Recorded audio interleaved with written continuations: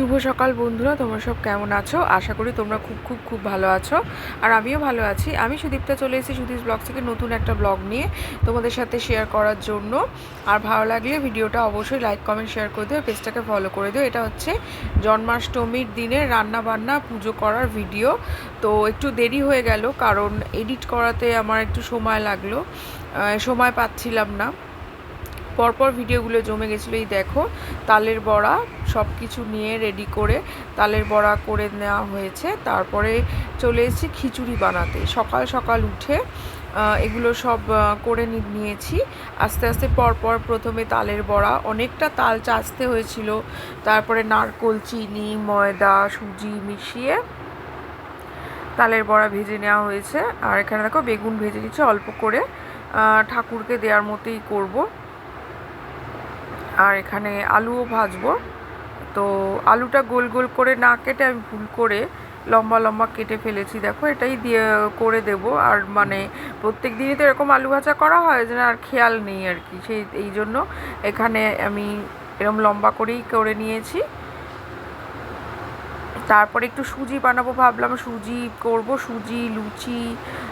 এখানে সুজিতে দেখো শুকনো খোলা ভালো করে এগুলো ব্রাউন করে নিচ্ছি ভেজে। তারপরে সুজিটা বানাবো ঘি দিয়ে। ঘি এখানে দেখো, এখানে কালার কি সুন্দর চলে এসছে না? তোমরা কমেন্ট করে জানিও এরকম লাল লাল ভেজে সুজি কে কে বানাও।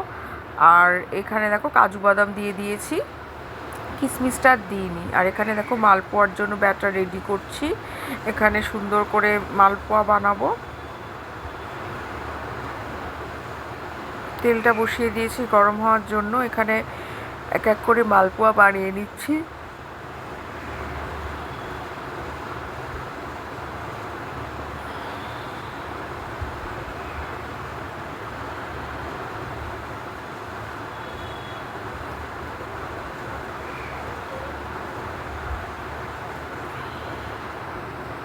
বেশ সুন্দর সুন্দর করে ফুলছে। তারপর তো চুপসেও যাবে, ওই শুধু কড়াইয়ের মধ্যেই ফুলে থাকে। যাই হোক, এরপরে বানাবো হচ্ছে লুচি। একটু পায়েসও বানিয়েছি, সিমইয়ের পায়েস। আর দেখো অনেকগুলোই মালপোয়া হয়েছে অল্প ব্যাটারে। এই দেখো,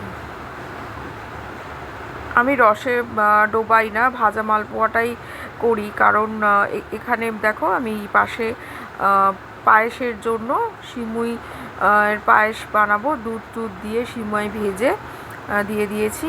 এখানে হচ্ছে তালের ক্ষীর করব। সবই মানে এক এক করে আয়োজন করা হচ্ছে। আর দেখো এখানে তালের বড়া সুন্দর করে ভাজাভাজি চলছে। কিছুটা আগে করে নেওয়া হয়েছিল আর কিছুটা পরে করা হয়েছে, কারণ শুধু তালের বড়া করতে থাকলে তো আর রান্নাবান্নাই করা যেত না। তো কিছুটা পরিমাণ, অনেকটা তো কিছুটা পরিমাণ এখানে অল্প কিছু পরে করা হয়েছিল। আবার রান্নাবান্না শেষ হওয়ার পরে এই এত হয়েছে, সুন্দর করে ভেজে ভেজে নিয়ে নেওয়া হয়েছে। একটু বড় বড়ই করা হয়েছে। কেমন হয়েছে বন্ধুরা অবশ্যই জানিও। আর এরম করে কারা কারা তালের বড়া বানাও? তালের বড়া বলে অনেকে, তাল ফুলুরি বলে। এই যে লুচি, লুচি হয়ে গেছে, অল্প করেই করেছি লুচি। আর এখানে দেখো তারপরে একদম সুন্দর করে সাজিয়ে নিয়েছি, ঠাকুরকে ভোগ নিবেদন করেছি। এখানে দেখতেই পাচ্ছ খিচুড়ি, ভোগ, আলু ভাজা, বেগুন ভাজা, পায়েস, লুচি, এখানে আছে মালপোয়া, এখানে সুজি আছে লুচির উপরে, তারপরে আছে তালের বড়া দিয়ে জন্মাষ্টমীর পুজো সেরে নিলাম। সেরে নিয়ে তারপরে দুপুরের এই প্রসাদই খাওয়া দাওয়া করে বিকেলবেলা একটু, সন্ধেবেলা একটু তৈরি হয়ে নিয়েছে, যাবো হচ্ছে বউদার বাড়ি।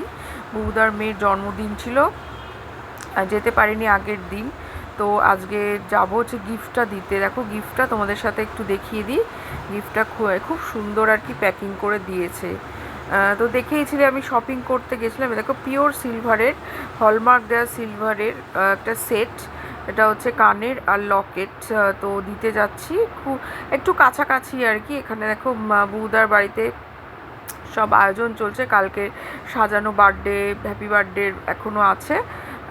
এখানে ঠাকুরকে ভোগ নিবেদন করবো। এই যে সম্প্রীতি, ওরই জন্মদিন, ওকে দিয়ে দিলাম। তো যাই হোক, বিলেটেড বার্থডে দিনে কালকে উইশ করেছিলাম আর আজকে গিফটটা দিয়ে এলাম। ছোট্ট বাচ্চা মেয়ে, একটু দেখা করে এলাম, না হলে মনটা খারাপ হতো।